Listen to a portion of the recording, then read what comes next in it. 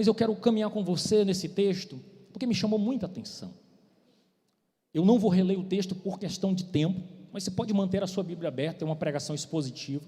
Eu quero expor esse texto, quero caminhar com você, porque o meu propósito é levar você, caro ouvinte, da palavra do Senhor nessa noite, a entender que a partir do momento que o homem, a mulher ali, representando toda a humanidade, pecam contra o Senhor, eles ficaram numa situação muito desgastante. Então eles ficaram numa situação muito delicada, porque eles perderam o relacionamento com o Criador. E aí o texto de Gênesis, ele vai mostrar exatamente isso, um avanço da maldade.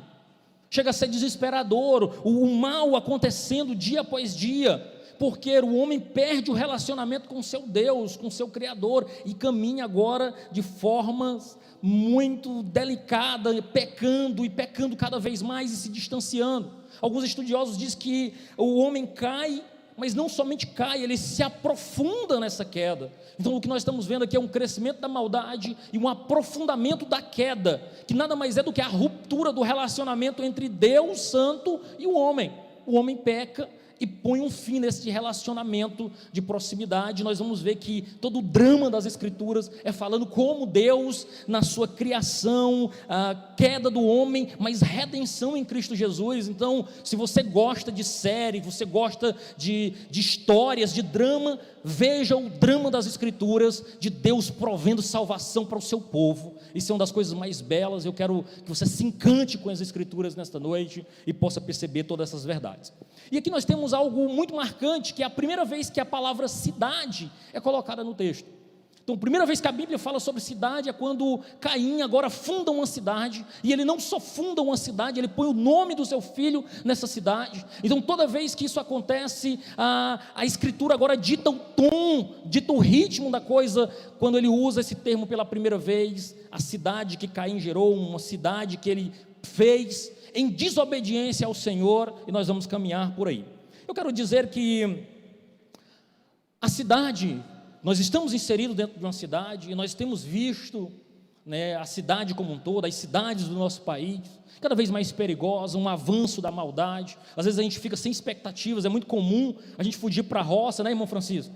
Nós estivemos hoje à tarde, irmão Francisco esteve comigo, sofreu, acho que não me visita mais, mas, né, irmão Francisco? Mas vai, né? Então a gente trabalhou, feito umas peças hoje, não foi, irmão Francisco? O irmão Francisco foi lá onde a gente estava, mas assim, é muito comum o pessoal fugir para sítios, fazendo sítios, fazendas, saindo do centro da cidade. Por quê? É muito barulho, é muita violência. Então a cidade, ela tem se mostrado perigosa, e nós vamos conhecer que a cidade é uma idealização do coração do homem a partir dos seus pecados. Então a gente vai caminhar por aí. Eu quero me deter rapidamente em Gênesis, livro das origens. Gênesis é uma obra de arte, meus irmãos, é um livro assim fantástico para você ler, meditar a respeito disso, porque cada palavra em Gênesis foi muito bem pensada, elas não foram colocadas por acaso, elas foram colocadas ali para dar um sentido, e esse texto fala exatamente isso.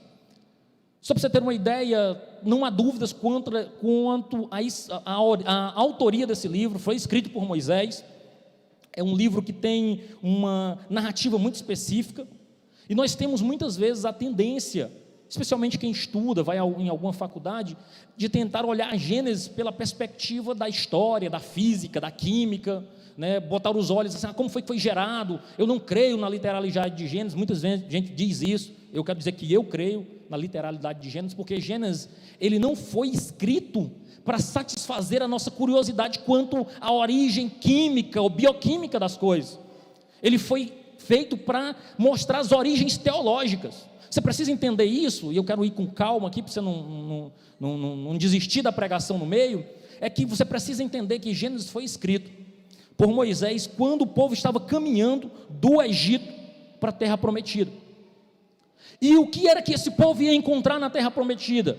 Vários outros povos idólatras, com religiões muito bem estabelecidas, pessoas inclusive que adoravam imagens de animais, de répteis, né, e por aí vai. Esse povo estava onde? Estava no Egito. O Egito era conhecido por adoração a vários animais, a vários tipos de deuses, sol, lua e por aí vai. Então Moisés agora escreve uma obra de arte, que é o livro de Gênesis, para mostrar para o povo de Deus que tudo aquilo que foi criado, o sol, a lua, o dia, cada ave, réptil, animal, não era um Deus, mas obra da mão de Deus.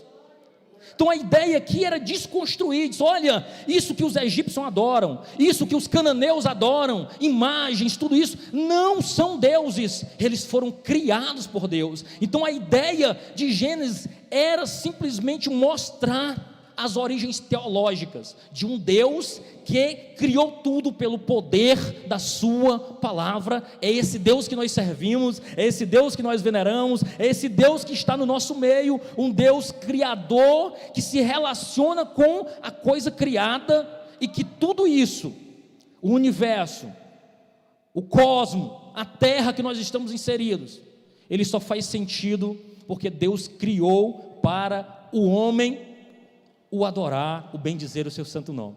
Isso é maravilhoso, irmãos. Você entender isso é muito maravilhoso. E a gente precisa entender também que aqui nós temos a Bíblia dividida em 2 pactos: os pactos das obras com Adão, que Adão quebra, e agora o pacto da graça, que estabelece na pessoa de Cristo Jesus para restaurar a comunhão do homem com Ele. Isso é muito maravilhoso, louvado seja o nome do Senhor por isso. Eu não quero fazer aqui uma aplicação do que nós lemos, uma aplicação muito rasa, tipo, Caim pecou, desobedeceu a Deus, não desobedeça a Deus, como Caim fez, porque não é sobre o homem. A Bíblia não fala sobre mim e você, ela fala sobre o que Deus faz. Então aqui em todo esse texto que nós lemos no início da pregação, Gênesis 4, do 16 ao 26, não fala sobre mim e você, fala sobre o que Deus fez, como Deus reina, como Deus conduz a criação, como mesmo que as coisas pareçam estar fora do lugar, Deus está no controle de todas as coisas. Aqui nós temos algo maravilhoso, louvado seja o nome do Senhor, e eu quero caminhar mostrando exatamente isso, como a cidade, que é a primeira vez que ela aparece no texto bíblico, ela interage com uma outra cidade. Santo Agostinho, que é um bispo de Hipona, ele é do século VI, um escritor muito conhecido pelo livro Confissões, por exemplo. Ele escreve um livro chamado de Cidade de Deus. Nesse livro, apesar disso ser uma ideia bíblica, ele sintetiza e mostra que nós que estamos aqui, que somos povo de Deus, que conhecemos a Jesus, estamos inseridos em 2 cidades: a cidade de Deus e a cidade dos homens.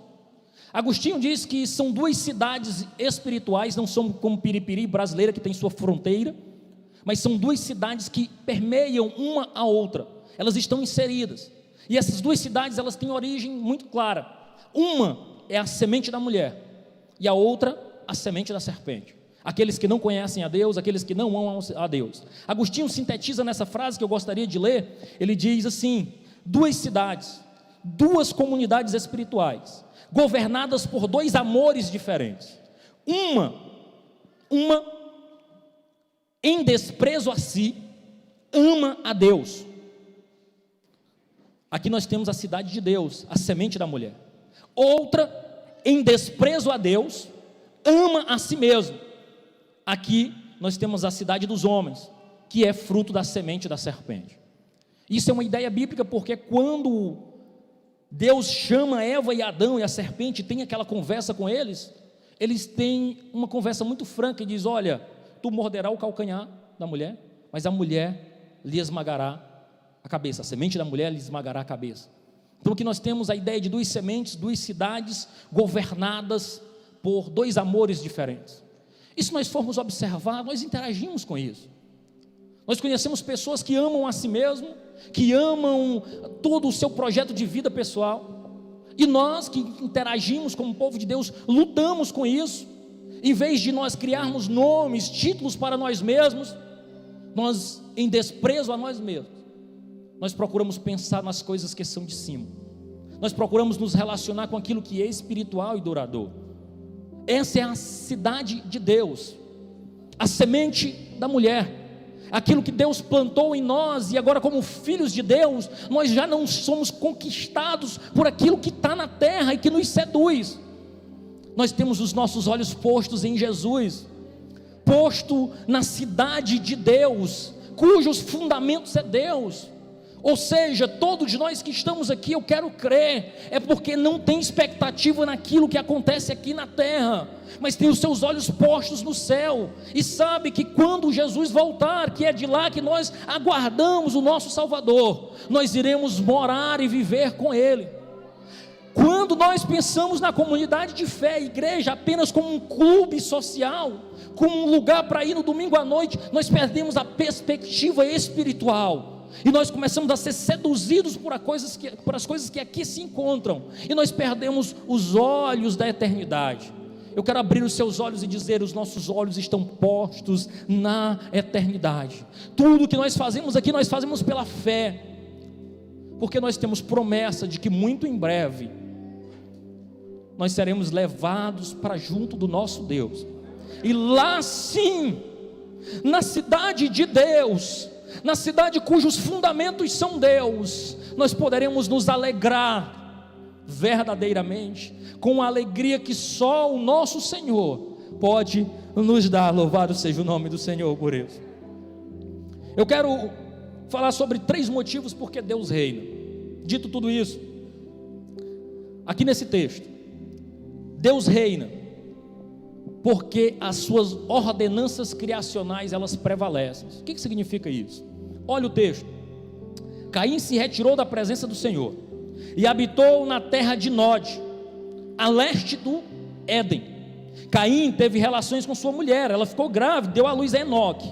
Caim edificou uma cidade e a chamou Enoque, o nome do seu filho. Note aqui, o reino de Deus, ele permanece. As ordenanças criacionais de Deus permanecem. Deus chama o homem e a mulher no jardim e diz assim: cresçam, multipliquem-se, povoem a terra. Caim, o homem peca, Adão e Eva pecam.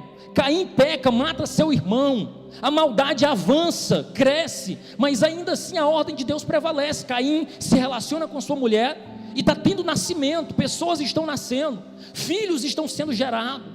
As ordenanças de Deus continuam acontecendo, mesmo com a terra passando por dificuldades, a maldade reinando, nós ainda produzimos, temos filhos, crescemos, multiplicamos. É bem verdade que gravidez com dores, é bem verdade que tem as dificuldades que nós enfrentamos para sustentar, mas ainda assim, a boa mão de Deus, as suas ordenanças lá do Éden prevalecem. O homem continua crescendo, se reproduzindo. Louvado seja o nome do Senhor. A maldição que Deus lança sobre Adão, lança sobre Caim, não anulam a bênção de Deus. Olha que coisa maravilhosa. O que eu estou querendo dizer para você é que mesmo nós que somos povo de Deus, inseridos numa sociedade corrompida, cheia de pecados, ainda assim a boa mão do Senhor nos guarda e nos sustenta. A sua boa mão nos faz prosperar e crescer. Louvado seja o nome do Senhor.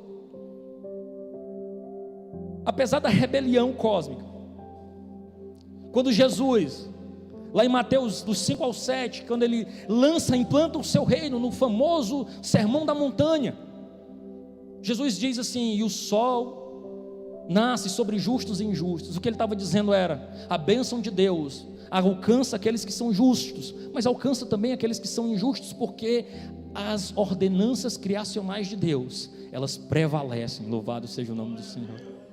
Isso tem a ver com o homem? Não, tem a ver com a pura graça de Deus, irmãos. É esta graça que não nos deixa desistir, desanimar ou nos poupa da destruição, porque mesmo quando nós somos maus, a graça de Deus nos alcança. Mesmo quando nós fazemos aquilo que entristece o coração de Deus, ainda assim a sua graça comum nos alcança, cuida de nós, nos sustenta e nos dá a oportunidade de nos arrependermos e acertarmos nossa vida com Deus.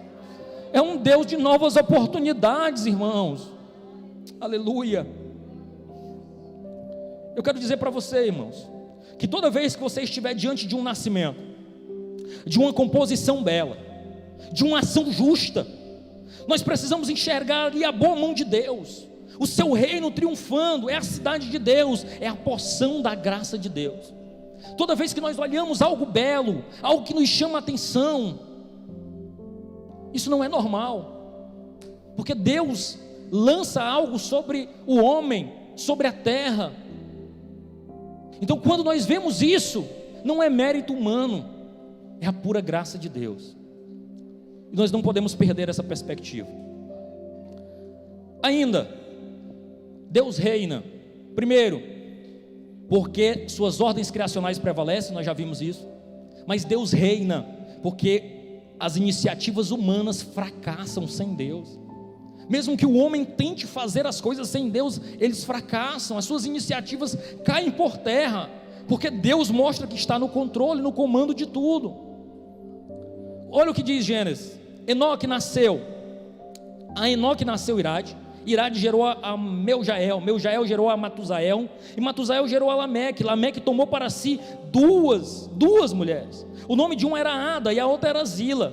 Ada deu à luz a Jabal, que foi o pai dos que habitam em tenda e possuem gado. O nome do seu irmão, Jubal, que foi o pai dos que tocam harpa e flauta. Zila, por sua vez, deu à luz a Tubal-Caim, artífice de todo instrumento cortante, de bronze, de ferro. A irmã de Tubal-Caim foi Naamã. E Lameque disse às suas mulheres, Ada e Zila: ouçam o que eu digo, vós mulheres de Lameque, escutem o que passo a dizer. Eu matei um homem que me feriu, e um jovem porque me machucou. Se Caim é vingado 7 vezes, Lameque será vingado 70 vezes 7. Aqui nós estamos vendo um aumento da maldade, mas veja a graça de Deus ainda aqui. Se você não prestar atenção, você vai perceber, você não vai perceber e vai passar despercebido no texto bíblico. Olha só o que diz: ainda que a graça de Deus ela proporcione casamento, nascimento, desenvolvimento cultural, são meras cópias do que Deus tem para cada um de nós. As iniciativas humanas sem Deus, elas fracassam. As cidades, elas nascem das iniciativas humanas, de produzir um nome para si, de gerar crescimento para si mesmo, de se estabelecerem, mas acabam sendo prova de um abandono do relacionamento de Deus. Quando Caim, eu comecei o texto bíblico dizendo que Caim saiu da presença de Deus, e antes dele sair da presença de Deus, ele disse: olha Deus, tu me amaldiçoou, qualquer um que me encontrar vai me matar. Veja que a preocupação de Caim não era arrepender-se, mas era proteger-se. E assim muitas vezes estamos nós, pegos em flagrante delito contra o Senhor. Em vez de nós nos arrependermos, nós nos justificamos. Em vez de Caim se lançar aos pés do Senhor e dizer: Senhor, eu matei o meu irmão porque eu tenho inveja no meu coração, porque eu sou ruim, mas me perdoa, Senhor. E às vezes, irmãos, a gente olha para esse texto e diz: Caim era muito mal, matou seu irmão. Irmãos, o que tem acontecido de irmãos ferindo irmãos, que em vez de arrepender-se e corrigir, buscam proteção e justificativa. São muitas vezes Caíns. Caim aqui buscou uma proteção para si, e é interessante você perceber isso, porque Deus fala para Caim que ele deveria ser errante. Caim deveria ser vagante, ele deveria vagar, ele sairia como alguém que anda aí perambulando pelo mundo, para usar uma linguagem muito popular. Não deveria fixar residência, mas sabe o que ele faz, irmão Francisco? Ele fixa, constrói uma cidade. É como se Deus, e aqui nós não conseguimos perceber por devido ao português, mas o original é muito interessante, porque quando Deus diz assim, seja errante, Deus está dizendo assim, Caim, Naad, ou seja, Ele está dizendo assim, seja errante. Um termo hebraico, Naad, é empregado aqui, mas notoriamente o texto bíblico diz assim, mas Caim, Nod, fixou-se nas terras de Nod. É como se o texto bíblico tivesse assim, Caim, Naad, mas Caim, Nod, foi fixar. Caim, seja errante. E Caim pega e faz uma cidade para si, em nítida oposição às ordenanças de Deus. Aqui, quando o texto bíblico diz assim, e ele se localizou ao leste de Éden, ele não está dando uma posição geográfica, ele está dizendo a direção que Caim tomou. Porque a leste de Éden, do Éden ficava a Babilônia, Sodoma e Gomorra, cidades completamente distantes de Deus. Aqui o texto bíblico está dizendo assim: Caim foi orientado a ser errante, mas ele assumiu uma direção para longe do Senhor. Ele decidiu se afastar da vontade de Deus. Ele decidiu seguir o seu próprio caminho em rebelião a Deus. Ou seja, as cidades nascem de uma iniciativa humana, buscando proteção para si. Caim construiu uma cidade pensando em proteger-se. Sabe por quê? Porque ele era a semente da serpente. A semente da mulher, ela desfrutava de uma comunhão e habitava em tendas, porque ela olhava para o céu e entendia que a sua proteção vinha do Senhor. A semente da mulher habitava em tendas porque diz: a minha proteção é o Senhor, eu não preciso me proteger, eu tenho um Deus que cuida de mim, que me protege, louvado seja o nome do Senhor. O fato é, irmãos, que muitas vezes nós estamos navegando para longe de Deus, assumindo posições distantes de Deus. Ainda hoje os filhos de Deus têm sido seduzidos pelo que a serpente diz lá em Gênesis 3, 5, quando ele seduz a mulher e diz assim: ó, coma da árvore, vocês serão como deuses. E muitos irmãos têm deixado de confiar em Deus para confiar no seu próprio intelecto, na sua própria riqueza, na sua própria forma de fazer as coisas, na sua estratégia, nos seus estratagemas para conseguir e ocupar espaços. Eu quero dizer que aqueles que são filhos de Deus confiam em Deus, confiam na sua proteção e no seu cuidado, louvado seja o nome do Senhor. Aqui nós temos a semente da mulher. Os descendentes de Caim, eles mostram que são a semente da serpente, mostram o seu fracasso. Apesar de casarem, apesar de se unirem, de gerarem famílias, eles estão modificando a instituição criada por Deus. Note que Lameque, um descendente de Caim, estabelece aqui a poligamia. É da semente de Caim que vem agora algo que feriu o princípio lá do Éden, o princípio de Deus: o homem deixará pai e mãe e se unirá à sua mulher, e ambos serão uma só carne. Lameque, um dos descendentes de Caim, introduz a poligamia, adulterando aquilo que Deus fez, adulterando aquele que é o projeto original de Deus. Mas ainda assim, mesmo dessa descendência, a graça de Deus ainda prevalece, porque dessa descendência também saiu músicos, saiu agricultores, saíram pessoas habilidosas, porque Deus derrama a sua graça sobre justos e injustos. Deus continua governando e reinando apesar dos intentos do ser humano. Lameque não só tem duas mulheres, mas agora ele é um homem que produz um duplo homicídio. E não só faz um duplo homicídio, às vezes o texto bíblico não deixa a gente perceber isso, mas quando Deus pega Eva e apresenta Eva para Adão, Adão produz um poema: esta é varoa, osso dos meus ossos, né, carne da minha carne. Ali é um poema bíblico que está sendo escrito. Esse é o primeiro poema da Bíblia. O original nos permite ver isso. E o segundo poema é Lameque aqui, quando ele fala com as suas mulheres: Ada e Zila, mulheres de Lameque, matei um homem porque me feriu, e um jovem porque me machucou. Nós estamos diante de uma geração agora que não só mata, mas escreve poemas sobre o que fez, se alegra com tudo isso. Terrível. Mas isso tudo só nos mostra, irmãos, que nós, quando vemos o avanço da maldade, quando vemos as instituições às vezes não cumprindo aquilo que elas deveriam cumprir, a nossa esperança não passa a ser colocada naquilo que o homem produz, mas naquilo que Deus produz. Quando nós olhamos o aumento da corrupção, da morte, o perigo, nós não devemos simplesmente cair em desespero, mas nós devemos olhar para Deus e perceber que nós não somos daqui, somos peregrinos. Quando tudo isso começa a sair dos trilhos, a gente olha para os céus e diz: eu não sou daqui. Breve eu estarei indo e desfrutando de coisas maiores do que aqui, porque eu tenho um destino, a cidade cujos fundamentos são Deus, como diz o escritor aos Hebreus. Nós estamos indo para uma cidade, a maravilhosa Jerusalém, cujos fundamentos estão em Deus e não naquilo que o homem produz. Não cidades com o nome dos homens, mas uma cidade com o nome do nosso Deus, aleluia. Por último, a preservação da semente da mulher.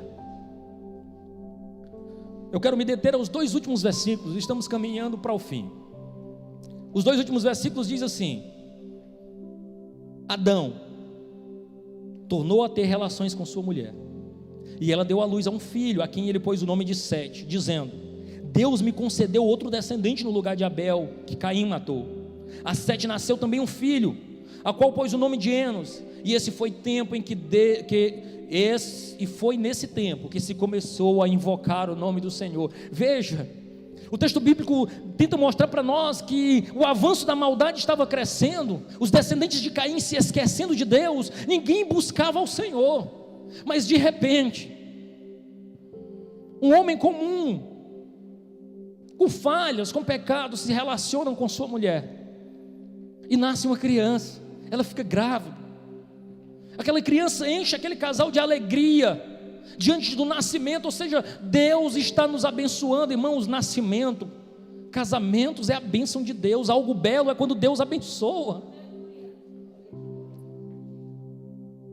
Nós não podemos perder essa perspectiva, e de repente, esse povo olha para aquela criança que nasce, e diz: Deus continua conosco, Deus continua nos abençoando, Deus levanta Sete, Deus levanta Enos, e é interessante que Enos quer dizer fraqueza. Agora a semente da mulher entende que sem Deus ela não é nada, enquanto a semente da serpente está produzindo cidades, se afastando de Deus, a semente da mulher está gerando filhos, e colocando a sua esperança em Deus, e chamando seu filho e diz: olha, Enos, que quer dizer fraqueza, reconhecendo a sua fraqueza, diante de um Deus poderoso e santo, e sabendo que tudo vem do Senhor. Isso aqui é muito interessante, que eu vou lhe dizer agora. É visível o contraste, de um lado a semente da mulher, de um outro a semente da serpente. E enquanto a linhagem de Caim, semente da serpente, produz gigantes culturais, como assim? Gente intelectual, músico, artífice, artistas, a semente da mulher produz os gigantes da fé. É dessa semente da mulher que nascem aqueles que depositam a fé no Senhor, que vão ocupar aquela galeria que está lá em Hebreus 11, quando Deus diz assim: homens dos quais o mundo não era digno, e que o próprio Deus diz assim: homens que eu tenho prazer em ser chamado de Deus deles. Olha só isso, irmãos, gigantes da fé, homens que Deus olha e diz assim: olha, eu tenho prazer em ser teu Deus, eu me alegro, eu, Deus poderoso, Senhor da terra, está lá, Hebreus 11, me alegro em ser o teu Deus. Louvado seja o nome do Senhor, aleluia. Eu quero que você entenda aqui, irmãos, que quando você lê esse texto, que você vê a semente da mulher, você pensa logo em quê? Jesus, o Messias, como Deus fez, levou até o Calvário. Mas quando esse povo aqui, lá do Gênesis, escutou isso, eles não sabiam quem era Jesus, eles não tinham ideia como Deus ia restaurar a comunhão deles. Hoje você entende, foi Jesus, foi na cruz, morreu por mim e por você. Mas esse povo, quando ouviu que a semente da mulher esmagaria a cabeça da serpente, eles não tinham ideia como Deus ia fazer isso. Sabe o que foi que eles fizeram? Eles creram que de algum modo o Deus que eles serviam lhes proveria um Salvador. De algum modo, aquelas palavras trouxeram esperança para aquele povo, e eles continuaram crescendo, multiplicando, até que um dia, finalmente, aquela serpente que atrapalhou o relacionamento do homem com Deus, enganou Eva, finalmente será derrotada e pisada pelo nosso soberano Senhor. Eles creram, ainda que não viam, sem a mínima perspectiva de como o Senhor iria fazer. Louvado seja o nome do Senhor. Da fraqueza humana, irmãos, de suas imperfeições, Deus fez brotar a semente que vai esmagar a cabeça da serpente. Deus se aproveita agora das construções humanas.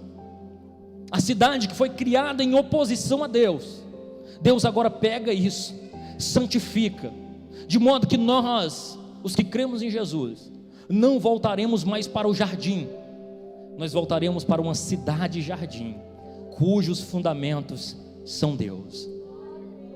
Eu quero encerrar fazendo algumas considerações cristológicas, porque a Bíblia não fala sobre mim e você, ela fala sobre Jesus. E eu quero que você não caia no erro de aplicar: Caim errou, então eu não vou errar; Caim pecou e eu também não vou pecar. Eu quero lhe dizer que não tem nada a ver com Caim, com qualquer um deles, tem a ver com o que Deus faz, como Deus trata, como Deus prevalece, como Deus reina, apesar das insistência humana de se revoltar contra o seu Criador. E eu quero que você leia comigo 1 de João 3, do 10 ao 13, que diz assim, eu vou me apressar, mas você tem a oportunidade de anotar ou depois fazer a leitura, que diz assim, 3, 10 ao 13, nisto são os manifestos os filhos de Deus e os filhos do diabo. Todo aquele que não pratica a justiça não procede de Deus, e o mesmo vale para aqueles que não amam o seu irmão, porque a mensagem que vocês ouviram desde o princípio é esta, que amemos uns aos outros, não sejamos como Caim, que era do maligno e matou o seu irmão. E por que o matou? Porque as suas obras eram más e a do seu irmão eram justas. Irmão, não se admirem se o mundo odeia vocês. O apóstolo João aqui está corrigindo a nossa visão, está dizendo que nós não pertencemos a este lugar que nós estamos inseridos, que nós não podemos nos admirar quando somos perseguidos, quando o mundo diz nitidamente que não gosta de cristão, que não gosta de crente, que crente é um atraso. Nós devemos olhar para a Escritura e perceber que Deus já nos alertava disso há muito tempo, porque quando nós caminhamos para a glória de Deus, o mundo se enfurece contra nós. Então, de modo que eu quero chamar a sua atenção que existe uma guerra, uma luta espiritual. E a nossa luta, como diz o apóstolo Paulo, escrevendo aos Efésios, ele diz que a nossa luta não é contra sangue e carne, mas contra principados e potestades. A nossa luta não são contra plataformas ideológicas, isso nem arranha a superfície. Não é contra o maior ou melhor partido político. A nossa luta é contra a obra do maligno, tentando frear a expansão da semente da mulher, a expansão do reino de Deus. Dois amores lutam pelos nossos corações. Nós somos tentados a ser devoto ao Senhor, ou a devoto à nossa própria vontade. Nós somos chamados a nos devotarmos a Cristo, ou sermos devotos aos nossos próprios meios e métodos. Nós somos chamados, desde Gênesis, não começou agora, começou no Gênesis, e continua em Babel, no Egito, nos profetas nas mãos dos reis ímpios, no exílio para a Babilônia, Cristo crucificado, Brasil, Brasília, Piripiri, estado do Piauí. Não há nenhuma instituição que possa satisfazer as nossas expectativas, porque simplesmente nós não somos daqui. Quando nós vimos qualquer vislumbre de justiça, mesmo das instituições que governam cada um de nós, isso não é normal, é fruto da graça de Deus. Não é desejo do coração humano ser justo, porque o desejo do coração do homem é ser corrupto, é se dar bem, é obter sucesso, é construir um nome para si. Só quando a semente da mulher, só quando os filhos de Deus se manifestam, é que nós podemos esperar uma sociedade diferente. E nós somos chamados a sermos semente da mulher, filhos de Deus, pessoas que amam o Senhor, pessoas que mesmo com o risco de ter o seu nome, de ter os seus bens vilipendiados, sofrido, machucado, ainda assim permanecem fiéis a Jesus, porque amam o Senhor antes de qualquer coisa. De modo, irmãos, que nós fazemos tudo aqui porque cremos e temos fé. Nós votamos pela fé, nós estudamos pela fé, nós casamos pela fé, criamos os nossos filhos pela fé, nós vivemos pela fé. A mensagem de Gênesis é uma mensagem de esperança. Se você virar a página de 1 João e for para 4:4, diz assim: filhinhos, vocês são de Deus e venceram os falsos profetas, porque aquele que está em vós é maior do que aquilo que está no mundo. Nós somos de Deus, nós somos luz, nós somos sal. Paulo, escrevendo aos Filipenses, diz assim: resplandecei como astros no mundo.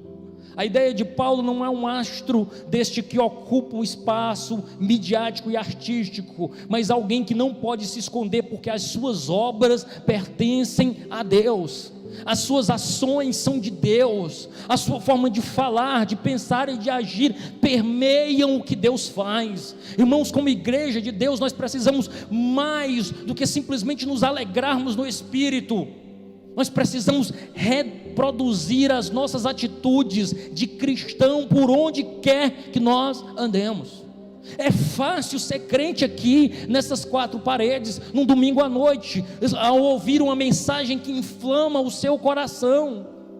Mas o verdadeiro cristianismo, o fato que nós declaramos que somos de Deus, não é nas nossas reuniões, é quando nós saímos lá fora e temos testemunho de cristão, de quem ama e serve ao Senhor. É quando o mundo nos olha e diz: aí vai um homem, uma mulher de Deus, que ama o Senhor, que tem uma vida limpa, que agrada ao Senhor. Nós somos chamados para isso, irmão. E eu encerro falando o seguinte: não chame de maldito aquilo que é bênção de Deus. Muita coisa que é produzida, arte, cultura, um homem jamais poderia produzir algo belo e bom se não fosse a graça comum de Deus. Do próprio ser humano nada de bom sairia. Não se satisfaça com os impérios construídos pelos homens, não substitua a cidade de Deus, não criem expectativas messiânicas sobre nada e sobre ninguém. Eu desafio você a pensar na política, no governo, numa igreja, num pastor. Qualquer um não pode satisfazer as nossas expectativas. Só Jesus, o Nazareno, pode nos satisfazer. Nós trabalhamos aqui e agora pelas coisas que estão ali e além. Nossa desconfiança nas estruturas humanas sinalizam que nós não somos daqui. E por último, não perca de vista o caminho escolhido por Deus. Seguir a Cristo, irmãos, é ter diante de si a certeza e a convicção de quanto nós somos fracos e de quanto Ele é forte. Se nós estamos de pé, irmãos, é porque a graça do Senhor nos alcança e nos cobre pela sua graça.